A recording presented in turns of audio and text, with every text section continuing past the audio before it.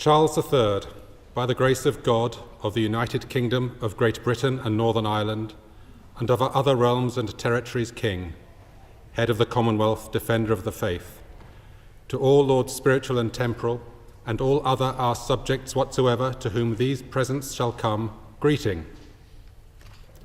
Know ye that we of our especial grace, certain knowledge and mere motion, in pursuance of the Life Peerages Act 1958, and of all other powers in that behalf us enabling, do by these presents advance, create and prefer our right trusty and well-beloved counsellor, David William Donald Cameron, to the state, degree, style, dignity, title and honour of Baron Cameron of Chipping Norton in our county of Oxfordshire.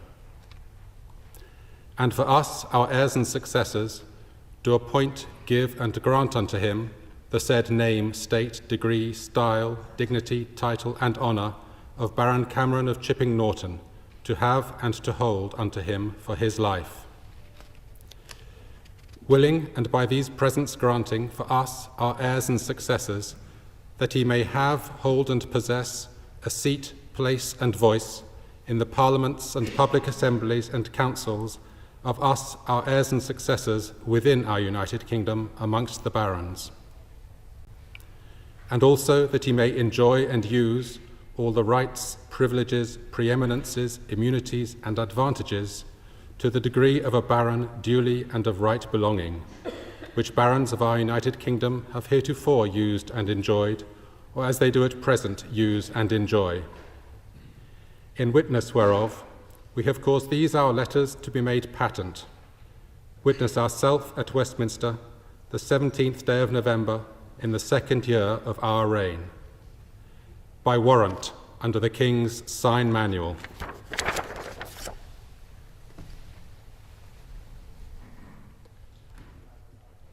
I, David, Lord Cameron of Chipping Norton, do swear by Almighty God that I will be faithful and bear true allegiance to His Majesty King Charles, his heirs and successors, according to law. So help me God.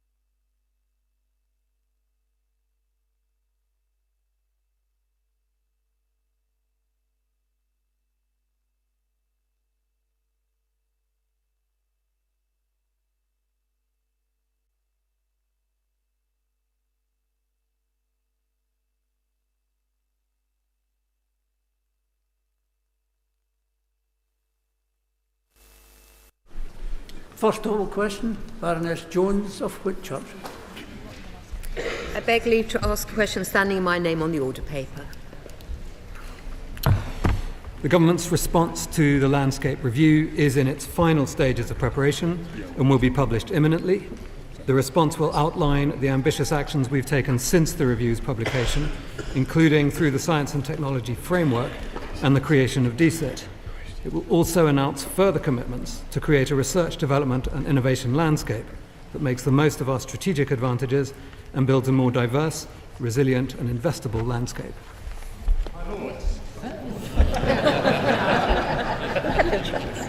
I thank the Noble Lord, the Minister, for that reply, but he'll know that the review identified significant problems in the UK's RDI landscape, some of which are long-term and serious, and are preventing us from becoming a science superpower. So can he assure us that the government will take on board the integrated set of recommendations proposed in the review and establish an authoritative working group to implement them, rather than adopting a piecemeal approach to what is a very serious challenge? Indeed, it is a serious challenge, and the review identified, I think, 29 separate recommendations. The approach the government is taking is to address them not merely singly, but as the Noble Lady suggests, collectively as a whole as well. In fact, since its creation, two of our major steps really build on the foundations laid by the Nurse Review, that is the creation of DCIT itself and the laying down of the Science and Technology Framework, which builds on the review to set out the approach along many of the lines that the review suggested. Apologies to the Noble Baroness Lady Jones of Whitchurch. The Nurse Review points out that the government investment in R&D in the UK at 1.12% of GDP is five times lower than the OECD average. The UK ranks 27th out of 36 OECD countries. Where does the Noble Lord the Minister think we should rank if we are to unlock the UK's full potential in science? Well, I'm not entirely sure where these figures come from. The R&D intensity of the United Kingdom, that is to say, the amount spent on R&D as a percentage of the amount as a percentage of GDP, is between 2.8 and 2.9%. That places us fourth in the G7, behind Japan, Germany, and the United States, also behind Israel and Korea. So it can certainly be higher, and that's why we've committed to spending 20 billion per year by the 24-25 spending review. Spoke of were in the review. I read it this morning. Can I ask him to reassure us that the response will represent the views of the whole of Whitehall, not just the Treasury for the advanced spending, but the Department for Education and the Home Office? The review says that we need a workforce of several 100,000 more by 2030, half from the UK, half from abroad. That will require a change in science education in schools, higher pay for researchers in British universities, and from abroad, it will require the Home Office to reverse the huge increase in visa and health charges it intends to impose up front on researchers attracted to work in this country. Indeed, and the Noble Lord is absolutely right. We've identified that from the base now of roughly 1 million people in this country working in R&D, taking into account retirements, we probably need by 27 another 380,000 R&D workers. Now, inevitably, a great many of those are going to need to come via the immigration route. In terms of there are a wide variety of visa programs that can meet that need. The government takes a view that the going-in position is that those benefiting from visas should bear the costs, the immediate costs of the visas and the healthcare, rather than the taxpayer. However, that is kept always under review, and should it turn out, or should evidence emerge that we are not getting either the quantity or the quality of immigration applications, then we will take appropriate action. My Lords, there are two streams of funding that the universities rely on, are the quality-related funding and the charity research support funding. Both of these are necessary for universities to develop the infrastructure, but both these funding streams have been eroded over time, and as charities increase their funding for research, the amount of money the support fund is able to support the universities has declined. So can the Noble Lord the Minister commit to addressing those two issues and at least bring it up to inflationary levels?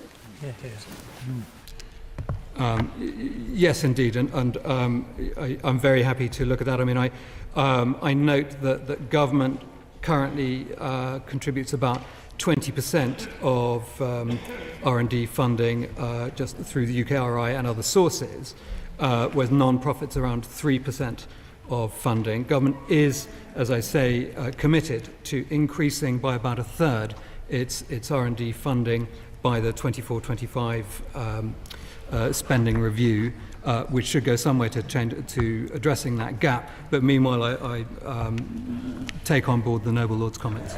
Well, my Noble Minister agree with me that in addition to government spend, R&D tax credits have risen to 7.3 billion from 6.6 billion last year, which is to be very welcomed, but that perhaps it could be higher if SMEs were, or if there was a campaign to explain to SMEs the availability of R&D tax credits.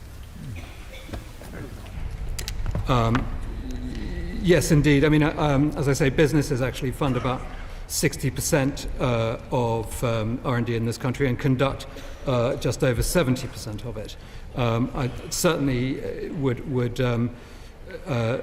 keenly look into any ability to campaign to encourage more people to take advantage of the generous tax credit scheme.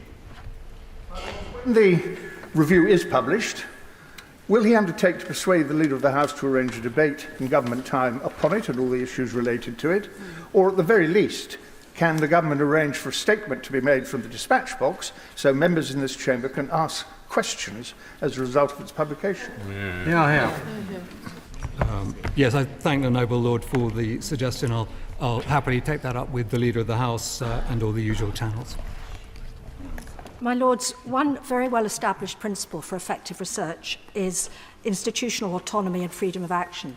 The Nurse Review identified numerous places and occasions where, at present, government-funded research does not allow for such freedom of action. Can the Minister assure us that the response to the review will pay due attention to these principles, which it itself acknowledged in the very welcome establishment of ARIA? Yes, indeed. I mean, these are actually very important principles to allow research institutions, whether publicly or privately funded, their own autonomy in the research that they undertake. Not only the Nurse Review, but also, of course, the Tickell Review into bureaucracy in the R&D landscape addresses these things, and we will also shortly be publishing our response to that latter Tickell Review. The evidence that the successive cuts in business taxes have led to increases in investment and research in the UK? If there is any such evidence, I'm afraid I'm not familiar with it. When talking about When talking about research, the government often seems to be most excited by and focus on the kind of research that generates new profits and services. But very often research into social innovation, say, for example, the subject of antimicrobial resistance. Looking for new drugs is something, of course, that we need to do, but also social innovations, changes in medical practice that can reduce the need to produce those new drugs and protect the drugs that we have now. Would the Noble Lord the Minister perhaps look into seeing how we can focus more on that social innovation as well as the profit-making kinds of research? Well, the science and technology framework, of course, sets out 5 priority areas for research and innovation. And in particular, those areas are then pursued across a mix of public, private sector, and various different bodies, each with their own goals of the research that they are conducting. I think within that, there's certainly room for all manners of research, as the Noble Lady suggests. Second oral question, Lord Warner. My Lords, I beg leave to ask a question standing in my name on the order paper. My Lords, as of September 2023, there are 2,025 more full-time equivalent doctors in general practice compared to September 2020. We are working with NHS England to increase the general practice workforce. This includes measures to boost recruitment, address why doctors leave the profession, and encourage them to return to practice. Last year, a record 4,000 doctors accepted a GP training place. The long-term workforce plan has committed to increasing this to 6,000 by 2031-2032. Well, I suppose I should thank the Minister for that rather optimistic reply. But is he aware that the number of patients have increased 20% since 2015, while the number of GPs has actually declined? I can tell the Minister that 464 GP partners were lost last year, and a quarter of GPs only work part-time. A recent survey by the Royal College of General Practitioners revealed that 57% of GPs are now saying that they won't be in general practice in 5 years' time. Can the Minister explain how the new long-term workforce plan will actually get us anywhere near the 6,000 numbers he mentioned, when they only expect a retention figure in their plan to actually expand the number of GPs by 700? And by that's 700, I should say, my Lords, by 2036-37. Are we not in a situation now, I'm coming to the conclusion, are we not, can I ask the Minister, are we not in a situation where the NHS England and the Department of Health and Social Care have failed, and we need some new thinking going on to sort out the problems of GPs? My Lords, I pay tribute and take this opportunity to congratulate the work that he did as a Labour Government Minister between 2003 and 2007. I'm grateful for his question. We are incredibly grateful to GPs and their staff, whose hard work ensured that over 32.6 billion appointments were carried out until September 2023, and over two-thirds of those face-to-face. On the 30th of June, NHS England published the NHS Long-Term Workforce Plan. The plan sets out the steps the NHS and its partners need to take to deliver the NHS workforce, including GPs. That meets the changing needs of the population over the next 15 years. We are working with NHS England to increase the general practice workforce in England. This includes measures to boost recruitment, address the reasons why doctors leave the profession, encourage them to return to practice. NHS England has made available a number of retention schemes available to boost the general practice workforce. My Lord, I know, Fred, not agree, but it is terribly important also to congratulate those GPs and practices that are introducing new innovations, such as weekend working, and their attention to the patients. They seem to get an awful lot of attacks, but they seem to be, in my view, in need of some congratulation as well. I completely agree with my noble friend. The 2022 GP patient survey showed that 72% of patients reported a good overall experience of their GP practices. GP practices that innovate tend to get the better results in customer patient satisfaction. My Lords, I wonder if the noble Lord the Minister would be able to tell your Lordship's House how many doctors, including GPs, have come from outside the UK in the last year, for which we have records. And also, what long-term plan is there to stop us relying on having to bring in doctors from countries which need them far more than we do, because they're much poorer than here in the UK? The Right Reverend Prelate, the Bishop of St Albans, asked a very important question. But, my Lords, the recovery plan introduced new measures to support international medical students, who make up over half of all doctors in GP training. So if we were to stop those students coming over, we would be in real trouble ourselves. But in a wider point, he's absolutely right. But it's not just GPs and doctors, it's also healthcare professionals in social services and elsewhere. My Lords, I declare an interest as a member of the GMC Council. My Lords, on the increase in training places in medical schools, which of course is very welcome, does he agree that this won't come off unless we increase the number of people training the GPs? Will he arrange for discussions between himself, the GMC, medical schools and NHS in England to ensure that we actually do get enough people to come in as trainers to enable even the modest workforce projections in the plan in terms of medical schools to actually be put into action? Well, I absolutely agree with the Noble Lord, and if he's inviting me to do something with it, I will certainly take that back to the department based on his question. Among the fastest growing groups on the doctors' register are so-called specialty and associate specialist doctors and locally employed doctors. Now, these doctors are not currently able to work in primary care, although they are very skilled, and the long-term workforce plan says the government's going to look into this. Could the Noble Lord the Minister tell the House what progress the government has made in talking to the relevant professional bodies about opening up general practice so that more sessions are available? Well, I haven't got an answer in my pack to that specific question, but the Noble Lord raises a very good point. It's very important that we do bring more specialist skills into primary care, and GP practices are exactly the right place. But I will come back to the Noble Lord on that specific point. What assessment, my Lords, what assessment has the government made of the number of general practitioners required to meet the needs of the population and for training purposes by the year 2030?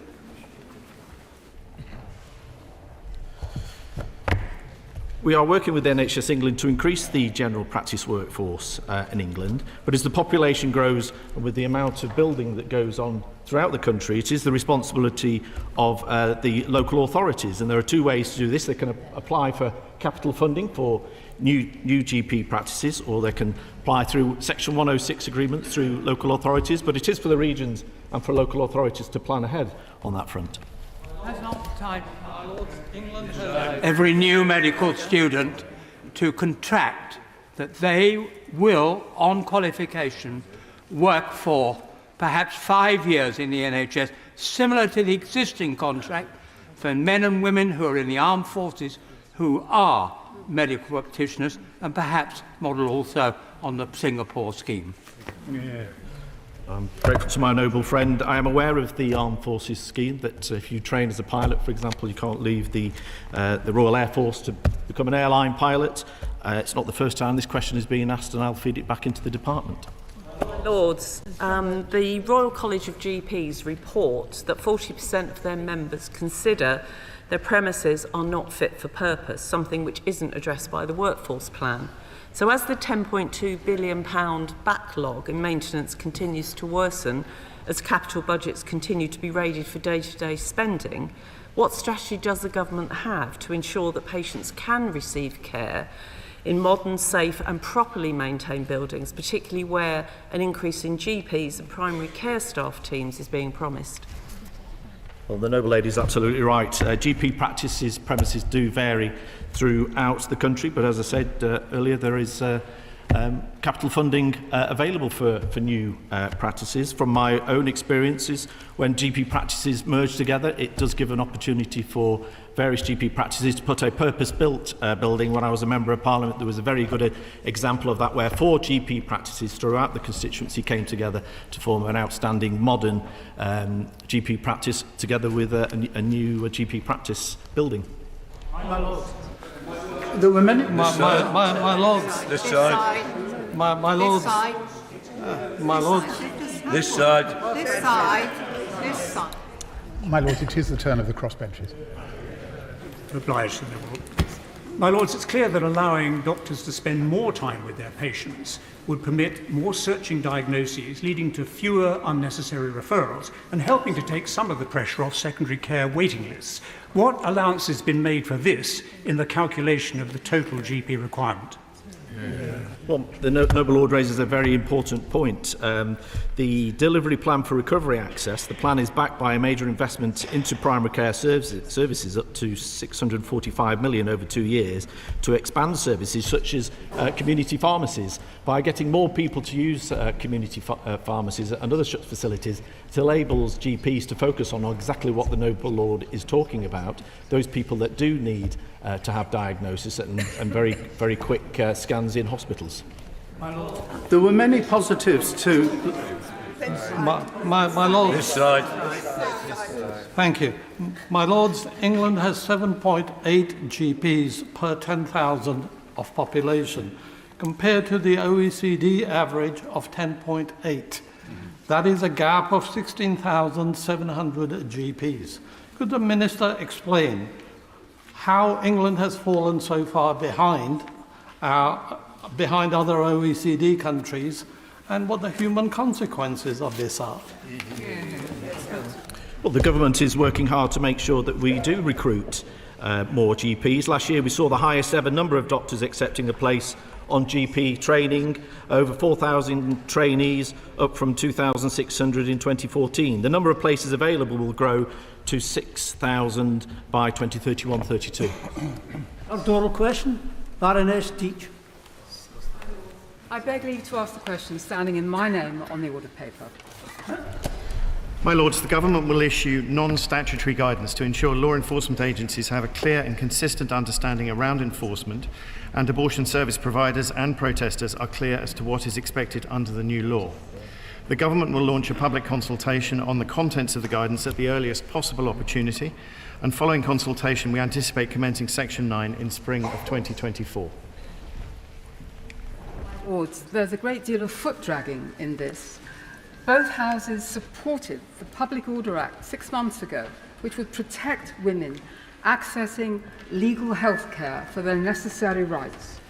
And yet, in these months, the most cruel demonstrations are going on outside clinics. For example, people wearing body cams holding up posters saying babies are being murdered here. I don't see that a consultation is necessary. I would urge the Minister not to delay the will of Parliament any longer, but to get on with it and protect women from these very cruel demonstrations. My Lords, I quite agree with the noble lady. It's totally unacceptable for anybody to be harassed or intimidated simply for exercising their legal right to abortion services. Personally, I find that very depressing to see. However, in terms of the public consultation, this is new legislation on an emotive topic. There are strong views on all sides of the debate, and determining the appropriate balance will not always be straightforward. Therefore, in order to make sure the legislation can be implemented effectively, and that is the point, implemented effectively, the Government has decided to launch a public consultation on the non-statutory guidance for safe access zones. We need to take account of the fact that the previous Home Secretary voted against safe access zones and has a history of opposing abortion rights. So I think the noble Lord needs to give us an example of where, when the will of Parliament is so clear, as it is in this case, it has been necessary to have this kind of public consultation, because we're very familiar with pre-legislative scrutiny and consultation in this House, but why are we seeing months-long delays? Can the noble Lord give us a timeline, please? Well, I'd say to the noble lady, I already have. It will be commenced by the spring of 2024, and I'm very happy to personally commit to making sure that happens. Can I say, look, that the guidance is not straightforward because of the broad nature of the prohibited behaviours.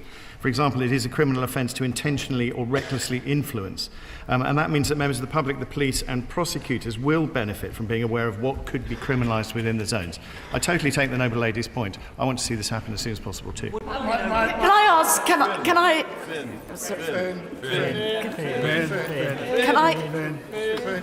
in a very fragile state of mind, and it is highly undesirable that they should be subjected to coercive behaviour by the opponents of abortion.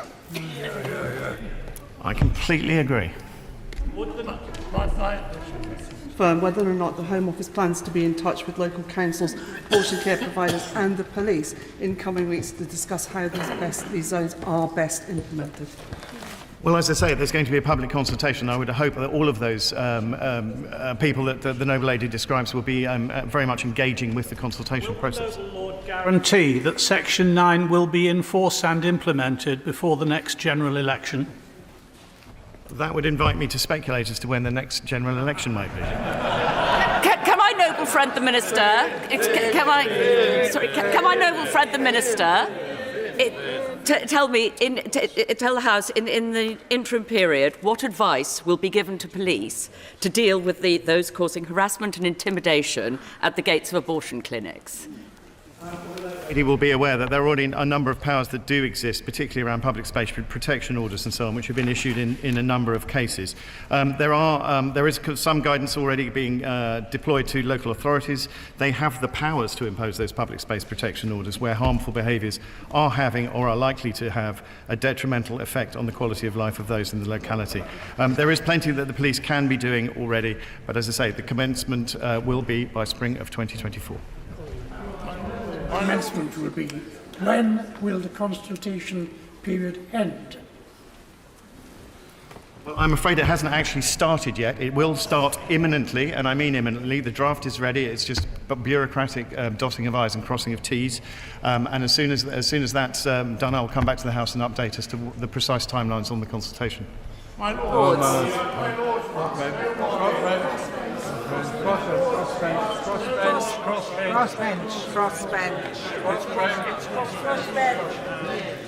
My Lords, I'm assured by the Minister's own commitment to this legislation, and he's made a clear statement.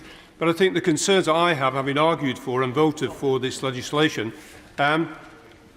is that people, the victims, are still worried.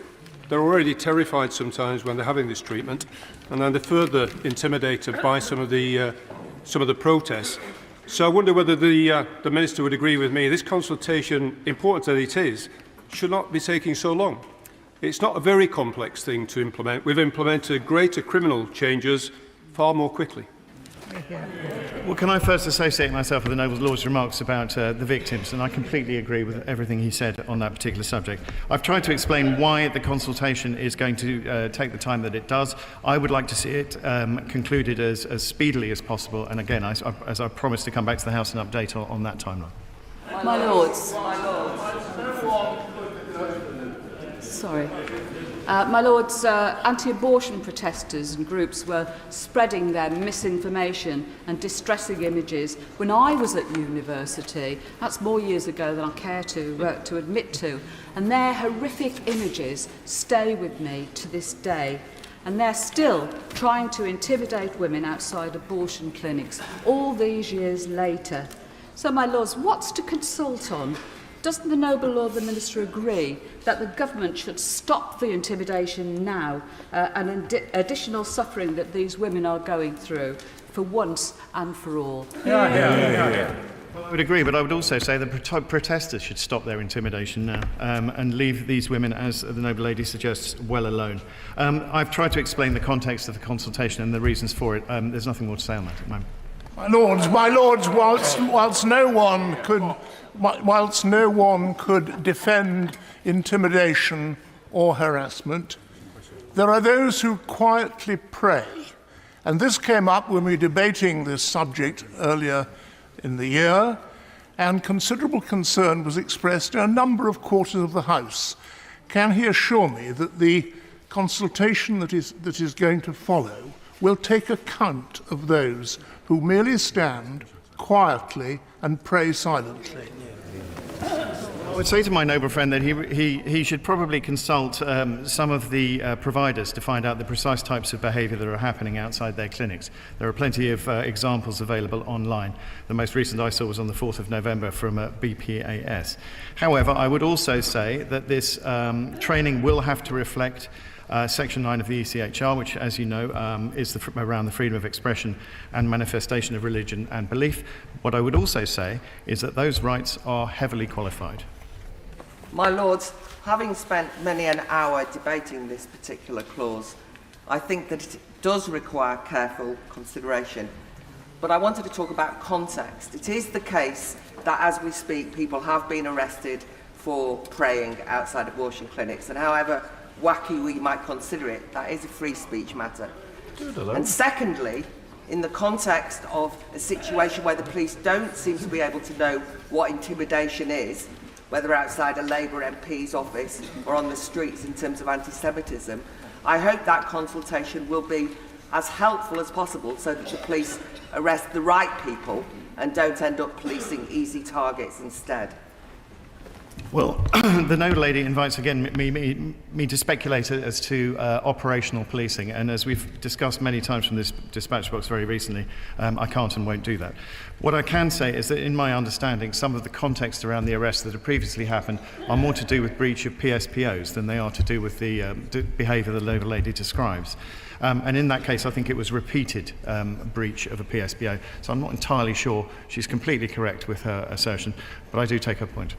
My Lords, didn't the Minister spoke earlier about the need for the guidance to address an appropriate balance, and he spoke a few moments ago about the relevance of freedom of religion and freedom of expression. Wasn't the whole point of the parliamentary debates earlier this year to specify in legislation where the balance lay? And surely it's therefore time to get on with implementing it. Well, again, I've tried to explain the context. Of course, I don't think those two things necessarily are entirely mutually exclusive. The fact is some of the language in the law is, I think, relatively unusual is probably the right way to put it, and therefore the consultation is necessary to make sure people are actually aware of what it is. But does the Minister agree with me that people who wish to pray can do that at home or in church? You don't have to do it outside an abortion clinic. And does he agree with me that there are plenty of people around the world who found solutions to this problem? Why don't we implement the same legislation that other countries have to protect these women? Well, we have legislation which we're discussing now, and I'm not going to go against the will of Parliament and suggest alternative forms of legislation. I would also say the noble lord is quite right. People are perfectly at liberty to pray wherever they wish. Of course, in terms of intimidating behaviour, that's where it crosses the line. Fourth oral question, Lord Barr. My Lords, I beg leave to ask the question standing in my name on the order paper. My Lords, we want all looked after children to live in stable, loving homes where they are safe and cared for. We're taking forward the commitments already made to improve the quality and consistency of safeguards across residential settings through new standards of care, develop a new financial oversight regime for the market, increase provision, and take steps to ensure a stable and skilled children's home workforce. My Lords, I thank the Minister for her answer, but what is obvious, I'm afraid, is how desperately unambitious the government has been in reforming a broken system, which, in spite of the commitment of all who work in this area, is a system that adversely affects the life chances of the most vulnerable children in our society. Is the Minister aware, as reported in the Observer of the 8th of October, that the 20 largest private operators of children's homes, 10 of whom have private equity or sovereign fund ownership, made a £300 million, that's £300 million profit last year, at the same time as local authority spending was being squeezed? Does the Minister agree that this is just plain wrong? And what urgent steps will the government take to stop so obvious an outrage happening again this year? So, I don't accept the noble lord's assertion that the government's plans are unambitious, but I absolutely do recognise some of the concerns that he raises about profiteering, which, as the noble lord knows, we would distinguish from being profitable. And we're particularly concerned to those larger providers who have complex and sometimes very opaque ownership structures, and that's why we want to bring much greater transparency to the market. Will my noble friend look very favourably on the work done by local authorities for looked after children? In the autumn statement, will my noble friend ensure that sufficient resources are available for the excellent work they do? And has the government ever looked at the possibility of extending looked after care beyond the age of 18? Well, the noble lady will be aware that in some cases there's a duty of care up to the age of 25 for children where they have certain special educational needs and disabilities, but I would share my noble friend's gratitude for local authorities for the work they do in this area. The Minister well understands that many local authorities rushed into what they called outsourcing these services, and then they quickly discovered that not only were they facing increased demands, but the new providers could set their fees wherever they wanted and could select whichever young people they wanted. One of the terrible results of all of this is that young people have been placed in hugely distant parts of the United Kingdom, losing contact with their extended family, their schools, their friends, etc. Would the noble lady, Minister, consider setting up a review of the current situation in residential childcare so that we can do better for these most vulnerable young people? So I absolutely accept that far too many children who are in children's homes, around 2/3 last year, were placed outside their local authority area. I obviously respect enormously the Noble Lord's expertise in this area. I hope he would agree with me that we have done a lot of reviewing, we're doing a lot of consulting, we're very focused on growing the response of foster carers and increasing that part of the market, and in particular in relation to kinship care, which I think the House believes may be the best solution for many of these children. Understanding that certain of these firms that are running children's homes are making excessive profit, will it not be a good idea if we addressed one of the accepted problems with the childcare system, that is the transition to adult life? If they were required to give active support to these individuals, we might have fewer problems carrying on and make sure this transition to being an independent person is easier. There is the money there because there's an excessive profit. Surely it should be used for this. Absolutely. Well, I think, to be fair, we need to be careful not to generalise too much. We've had some egregious examples, of which the most notable recently was with the Hesley Group, of terrible abuses happening in children's homes. But we also have some very high quality providers who are focused on many things, including the transition to which the Noble Lord refers. Local authority budgets absolutely squeezed. Profiteering, eye-watering profits. Reports of horrendous abuse, vulnerable children being sent halfway across the UK. What will the government do to end the profiteering and ensure children in care receive the best the system can offer? Well, I've already talked about the change to the financial oversight that we want to bring in the children's social care market. The Noble Lady will also be aware that we are introducing a regional model for providing homes for children, and we're working with partners both within the sector and in health and justice to co-design this, and we will be piloting 2 regional care cooperatives, which we hope will rebalance that power dynamic between the providers and the local authorities. To Lord Addington's question.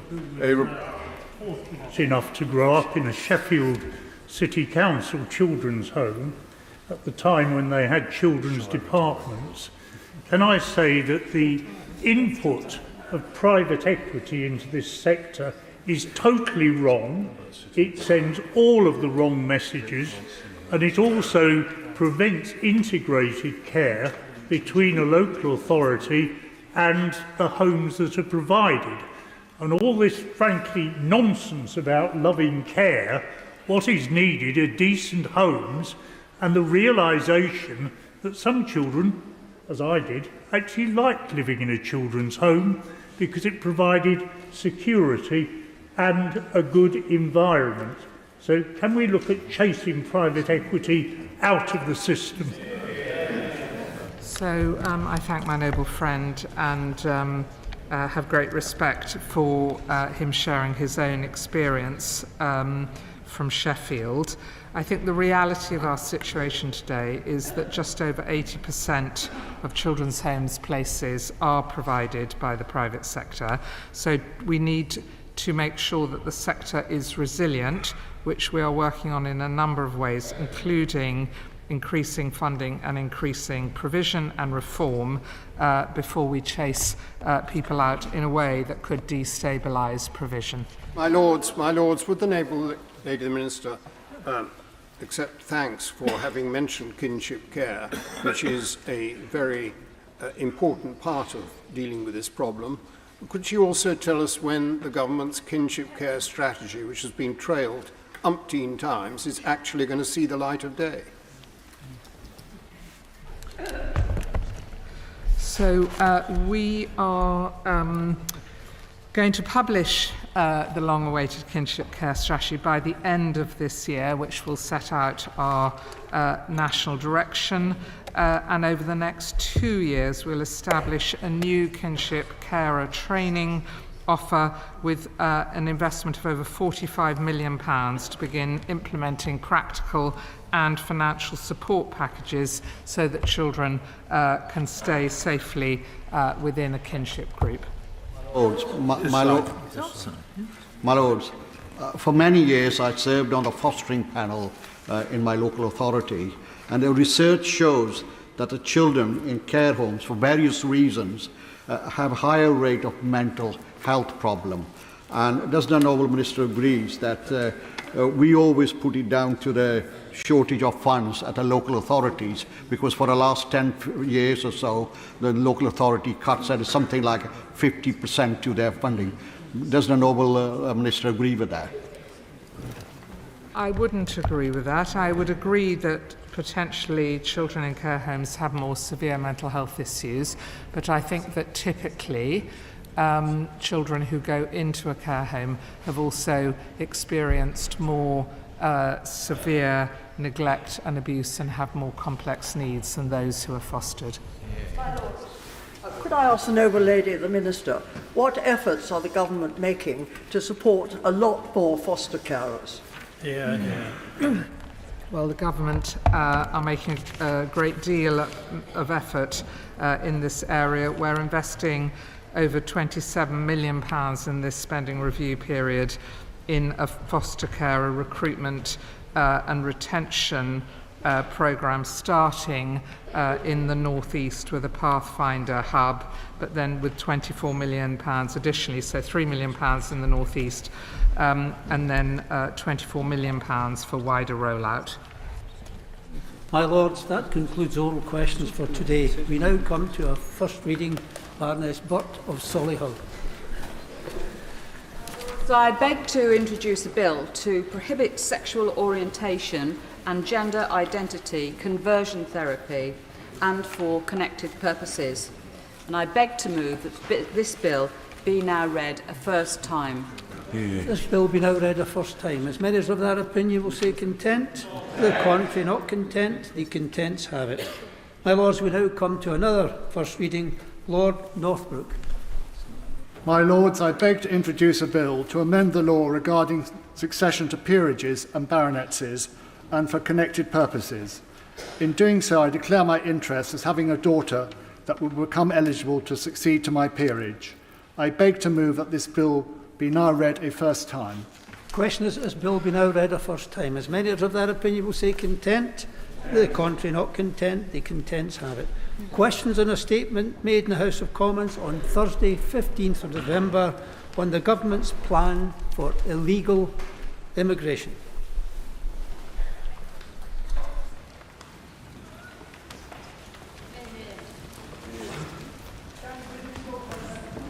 My Lords, doesn't the Rwanda judgment made by the Supreme Court make damning reading for the government? Doesn't it expose once again the complete failure of the Prime Minister to get a grip even at the most basic level of the boats and asylum crisis? The previous Home Secretary appointed by this Prime Minister and then sacked said to him, "If we lose in the Supreme Court, you have wasted a year, only to arrive back at square one. Your magical thinking has meant you have failed to propose any sort of credible plan B," words of the Home Secretary until a week ago. Lord Murray, also now not in post, was repeatedly told of problems with the Rwanda scheme as he drove through the illegal migrants bill through this House. Does the Minister agree that the former Minister was wrong to ignore the warnings that this House repeatedly made? These warnings were contained, indeed, in the Supreme Court judgment, which outlined a number of problems with the policy. Ministers were warned of failings in the Rwanda asylum system, so why did they just press on? They were told repeatedly of the failings of the Israeli-Rwanda deal, so why did they just press on again? The government says it is going to introduce a new treaty to deal with all of this, but why only now? Why has so much time been wasted when these problems were known about? My Lords, can the Minister explain how the Rwanda policy, if implemented, can actually work? Since the Act came into force, approximately since the July the 20th date which we amended, Lord Carlisle amended in committee and brought forward, since this Act came into force, approximately 13,000 people have arrived illegally. So according to the Act, they are illegal and deemed, therefore, to be needed to be sent abroad. So how are they to be sent to Rwanda? Are they all expected to go to Rwanda? Or are the reports we read in today's media accurate that the government is considering giving thousands of people deemed to be here illegally, in light of the Supreme Court judgment, and since the passage of the Act, access to the asylum system? Isn't the truth of the matter that thousands upon thousands of people deemed illegal and are being held here indefinitely, families often traumatised, women and children in limbo?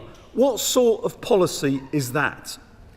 And so the government is bringing forward new legislation, which we will consider fully and give proper scrutiny to in such an important area in your Lordship's House.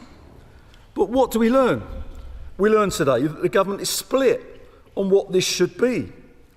Is it the case that the current Immigration Minister is pushing for this new legislation to disapply the Human Rights Act and ignore the ECHR, even though the Supreme Court in its judgment said the ECHR had nothing to do with it? Does the Minister, and indeed the Home Secretary, therefore agree with the Immigration Minister, or those who say that this hardline approach as proposed by his colleague, the current Immigration Minister, is actually mad? And does he agree with the Home Secretary, who himself in private and reported in the papers also confirmed that he regarded the policy as to be less than satisfactory in colourful language? And what of the plan? Is the new legislation to simply declare Rwanda a safe country in its upgrade to change it from an agreement to a treaty? Again, something that many in your Lordship's House said should actually have happened.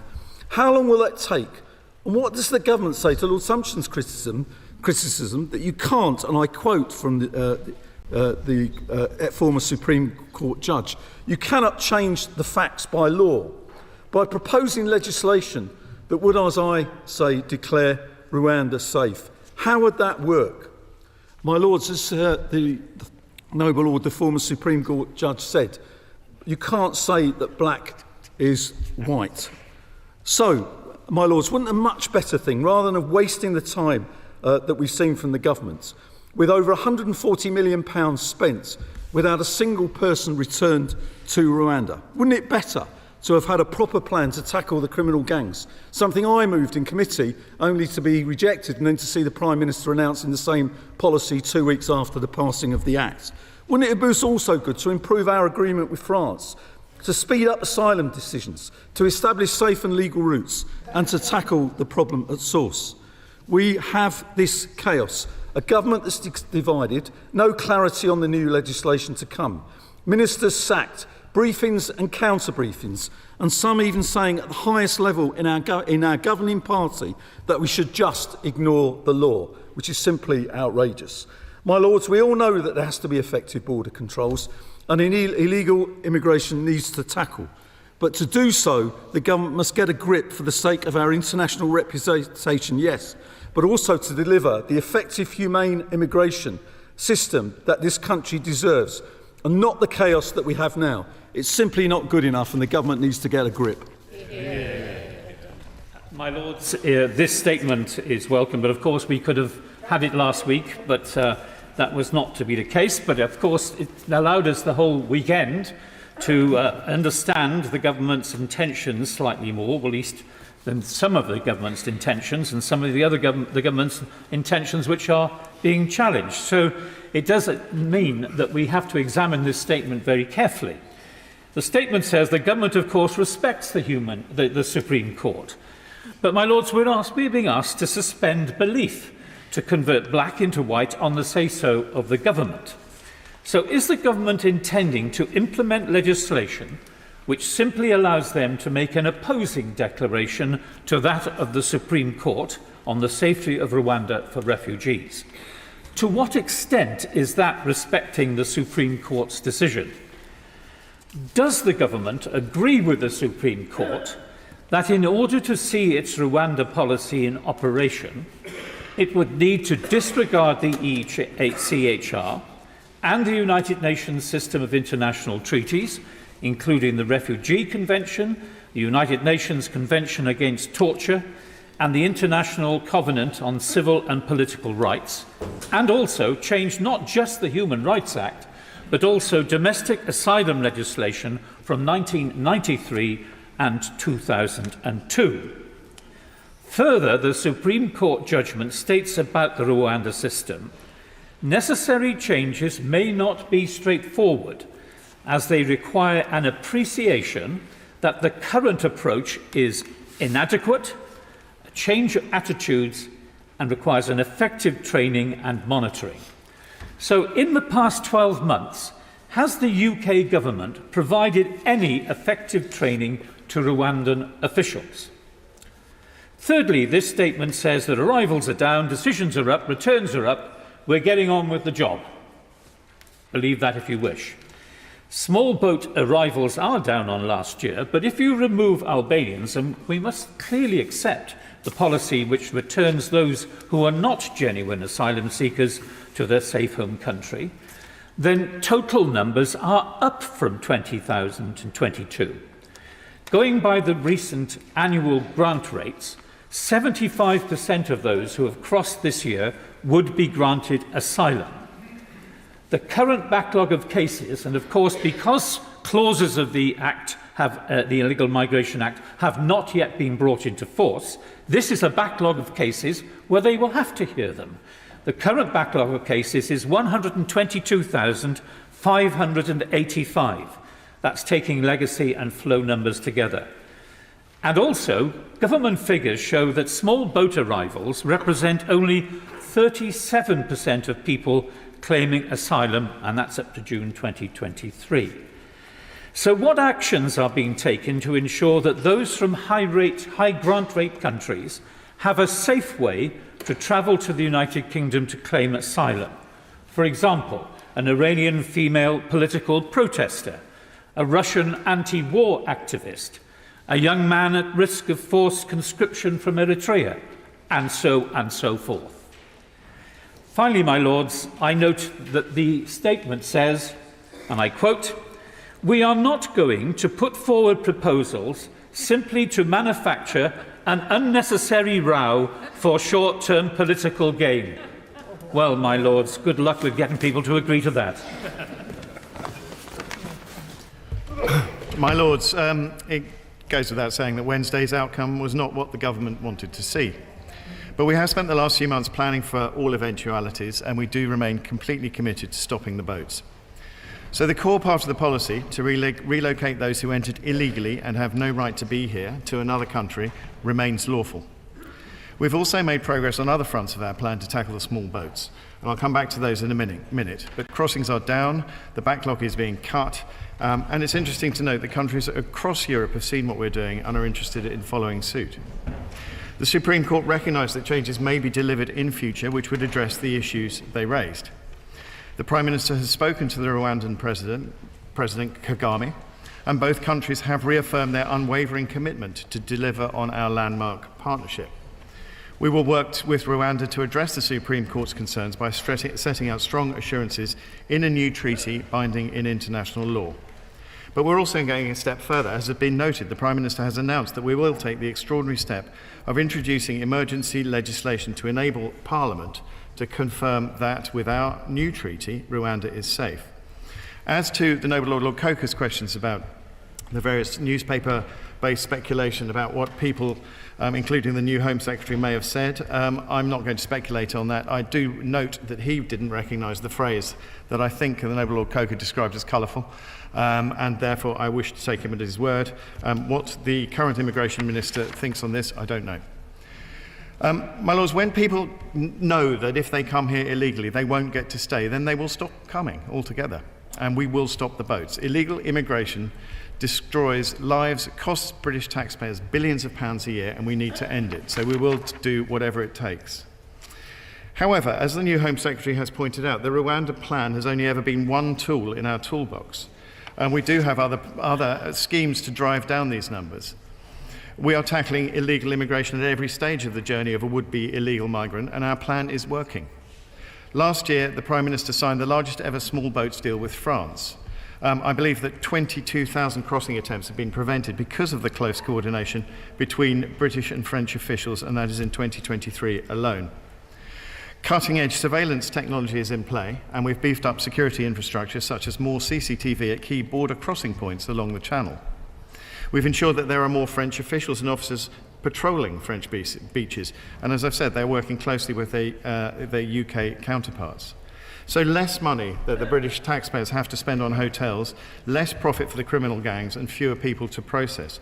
Fewer people also, I should add, putting their lives at risk. It does send a clear message, and to those who want to cross, that we will stop them. My Lords, the Noble Lord has referred to the fact that we have a returns agreement now with Albania, and he seemed rather dismissive of it. But the fact is that so far during 2023, we have returned more than 4,600 people in just 10 months. He should be applauding that. We are targeting the movement of goods such as dinghies and engines that are used to facilitate the crossings in order to undermine a key component of the smugglers' business model. Apart from Albania, we've expedited returns arrangements with countries including France, Turkey and Italy. We've increased the number of illegal working raids by almost 70%. We've cut the asylum legacy backlog by more than 59,000 cases. We've freed up hundreds of hotel beds with the use of alternative sites. We've announced the closure of the first 50 asylum hotels, and we have passed the Illegal Migration Act of 2023, which is the most ambitious immigration legislation in decades. That makes clear that the only route to asylum in the UK is via the one of safe and legal routes that are in place. My Lords, you asked about treaties and why was this not considered at the start. But the fact is a memorandum of understanding is a common mechanism for establishing an arrangement or partnership between countries. The Supreme Court was clear that Rwanda entered into the partnership and signed the MOU in good faith, and both countries remain committed to the partnership. Now, we always knew that the partnership would face challenges, but we have been clear that we will do whatever it takes to deliver it. In terms of the Supreme Court's decision and the conclusion, the fact is that the Prime Minister has said we respect the Supreme Court's decision. The rule of law is fundamental to our democracy, but what is also of fundamental importance is that we stop the boats. And I have taken note, of course, of Lord Sumption's comments, but I would say at the moment the only fact that is changing is that that MOU is being converted, shall we say, into a treaty. I don't know the details of that piece of legislation, but I have little doubt that we will be discussing it all at considerable length.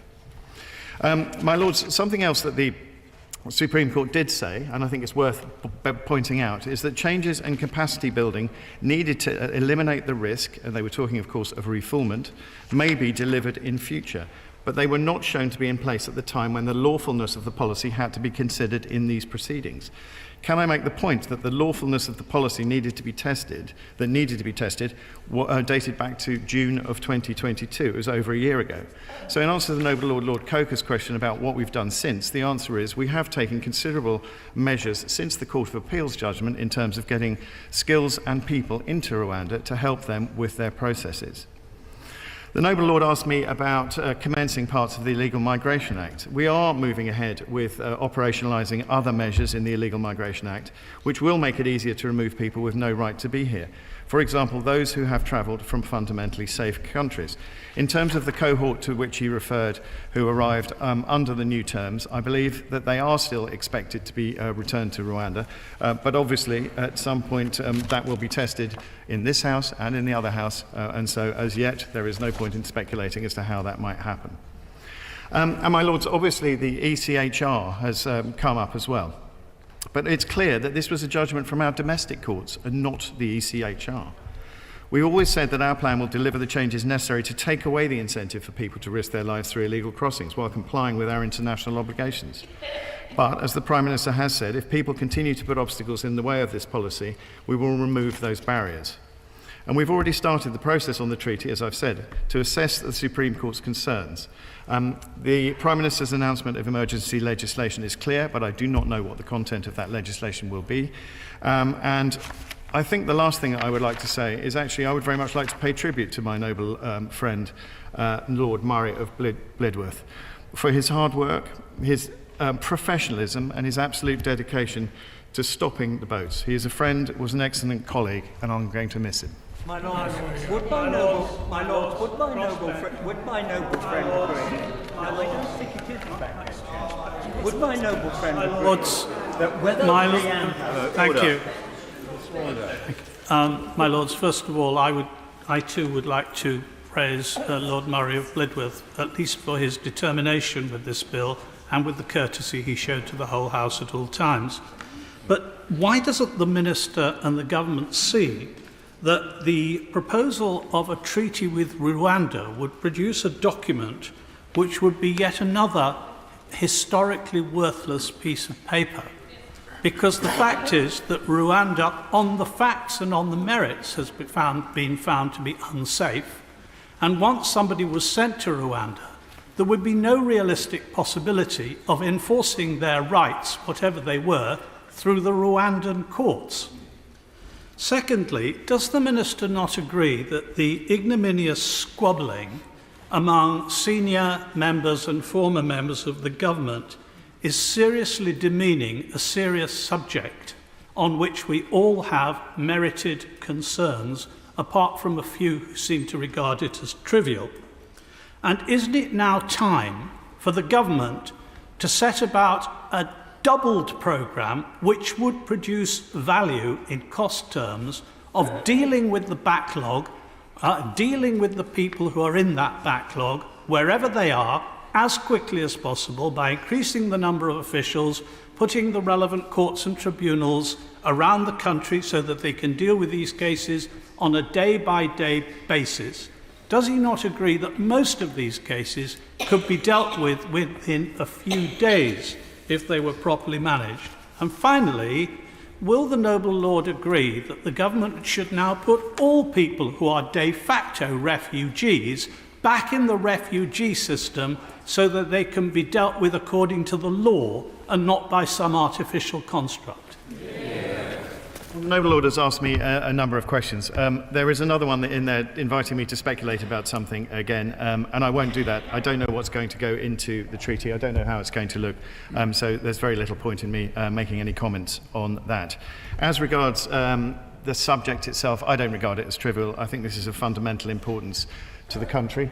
I think it's of fundamental importance to Parliament. And I respect the fact that we are able to debate it, and I look forward to many more debates on this particular subject. As regards the arguments that are allegedly going on behind the scenes, I'm afraid I have not seen any evidence of that. How they're being leaked, or if they are indeed happening, I don't know. But of course, passions do run high on this particular subject. The noble lord asked me another question, and I've totally forgotten what it is, but I'm sure somebody else will remind me, and I can then answer it. Putting them back in the refugee system, I can't comment on that at the moment, but again, I'm sure that's something that we'll come back to in due course. Would my noble friend agree that is this side, I'm afraid. Would my noble friend agree that whether Rwanda is or is not a safe country is a matter of fact, and to displace such a finding of fact by the Supreme Court using a statute to do so is very hard to reconcile with the rule of law? And may I make this suggestion? If we must have this bill, we could have a delayed implementation date to be triggered only by an affirmative resolution of both Houses of Parliament, and that debate to be preceded by a report of a joint committee of both Houses advising whether or not Rwanda is a safe country. Well, my lords, I'd agree with my noble friend that as regards the Supreme Court's decision, as of I think it was the 14th of June 2022, they did indeed regard it as a fact that there was a risk of refoulement. That's a fairly narrow interpretation, however, of the rest of the system that is currently set up in Rwanda. And again, I'm not going to speculate as to how things may change. I would also note that the Supreme Court specifically acknowledged that there were cases where they could see the situation changing in the fullness of time. And I expect that is the area that we are looking to explore. As regards his suggestion to an affirmative SI, I'm very happy to take that back and enter it into the conversation that's taking place. Right, of course, that when the facts change, or better put, the facts are emphatically revealed by the Supreme Court, wise people change their minds. They do not attempt to legislate to change the facts.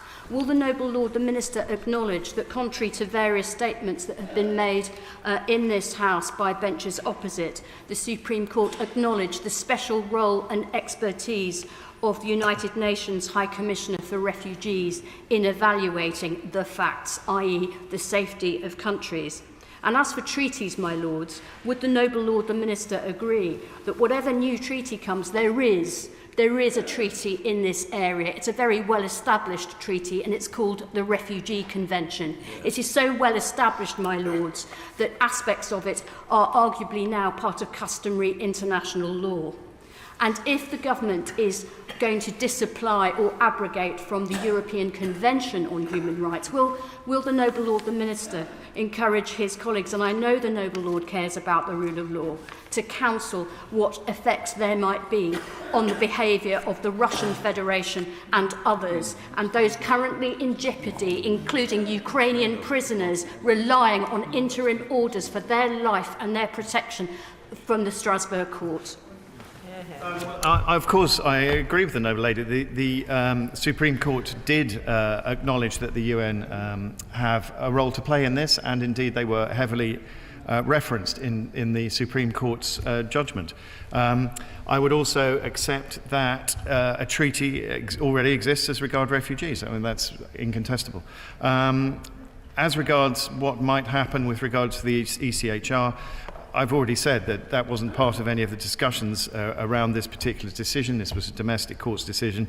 I think it's a few steps away to discuss the ECHR, but the noble lady is well aware of my views on the subject.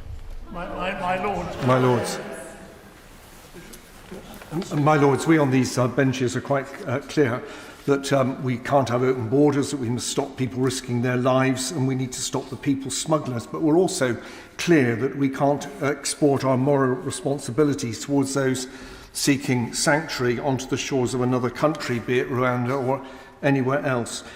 My lords, this is such a long-term, complex, worldwide problem that we need a long-term strategy for tackling this refugee crisis in concert with our global partners. So whilst the government is proposing some immediate new laws, what is it doing to address the scale of the problem, to provide long-term certainty?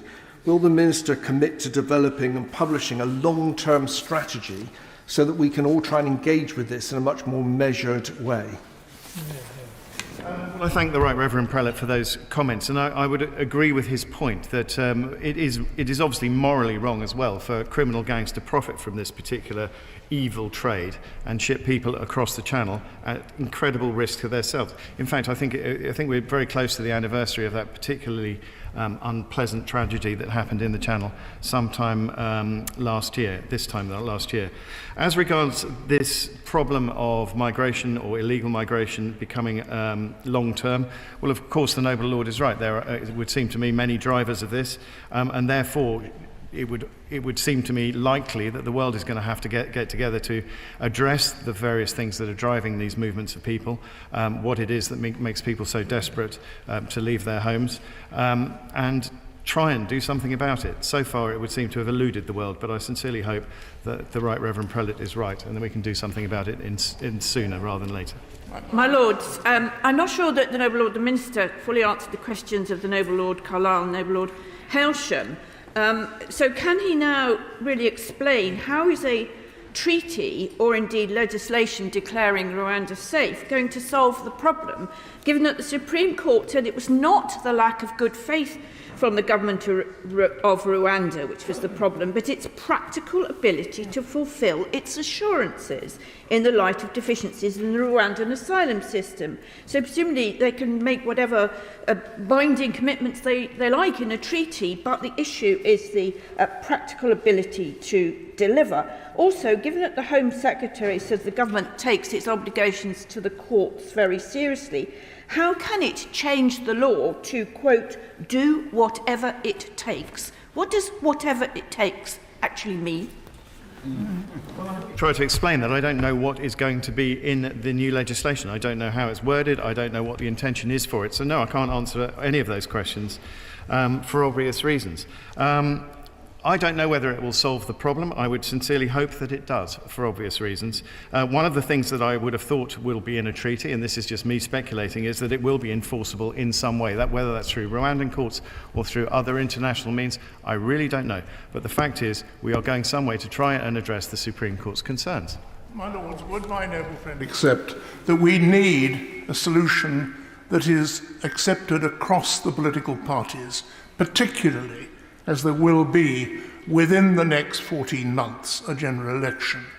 So is there not an absolutely overriding case for saying that if ever a bill needed pre-legislative scrutiny by a committee of both houses, it is this bill? Well, the noble lord probably makes a good point, but I suspect that parliamentary time would not allow, certainly on my understanding and reading of the likely timetable. The noble Lord the Minister recognised that his noble colleague several times beyond count really, told me that I was totally wrong when I said that the government's attempts to send people to Rwanda was contrary to the Refugee Convention. So would he perhaps be very kind and tell me that now it's been upheld unanimously by the Supreme Court, that view was correct? And he will know that also that the Prime Minister has described the European Court of Human Rights as a foreign court. Does the Prime Minister regard the International Court of Justice, whose compulsory jurisdiction we accept and on which court we have no judge, is a foreign court? In the debates where the noble lord said he was right, so I'm not going to say whether my noble friend was right or not. I don't know what he said. As regards the Prime Minister's views on the International Court, I'm afraid I don't know. I haven't asked him. Sir, more or less said the government had no intention of leaving the European Convention on Human Rights. Well, he's shaking his head. In which case, may I ask him this? Is the government aware that if they do tamper with the ECHR, they're also tampering with the Good Friday Agreement, which is linked to it? Is the Minister furthermore aware that there's still the Human Rights Act that the government is talking about getting rid of? There's the 51 Geneva Convention. There's a convention against torture, and there's the International Convention on Civil and Political Rights. My Lords, there are a whole range of conventions, treaties and agreements. Is the government saying that these are all liable to be changed as a result of the Supreme Court decision? I didn't say that what the noble lord asserts about the ECHR. I said I don't know, and that fact is that this particular decision was a domestic one, not a European one. I'm very well aware that the ECHR is a cornerstone of the Good Friday Agreement, and of course we recognise the significance of that. I would like to reiterate, however, that the Prime Minister has committed to stopping the boats and to removing barriers if necessary. The detail and any implications of doing so would obviously be carefully considered at the time. Has my noble friend had any luck in securing the conviction of so-called human rights lawyers who tell illegal migrants to throw away their passports and pretend that they come from a war zone when they don't, who tell them to say that they're subject to child trafficking or to modern slavery acts? Surely these people should be convicted and shouldn't be part of the legal system in any way whatsoever. Well, if my noble friend is right in his assertions, then yes, they should be convicted. But I don't know, in terms of prosecutions and investigations, what has happened in that particular space. I'll endeavour to find out. You will recall that the International Agreements Committee criticised the form taken for the previous agreement with Rwanda, the Memorandum of Understanding, thought it should have been a treaty, partly because it was so weighty, and partly in order to provide this House with an opportunity to scrutinise it, and the other House, scrutinise it properly. I think it will be, this new agreement, I think it will be scrutinised properly in this House, so I'm very glad that it's taking the treaty form, which will enable us to do that. But I'd like to ask about its contents. The statement said it will be amended to make clear that those sent to Rwanda cannot be sent to any other country than the UK. That is what the Home Secretary said in the other place.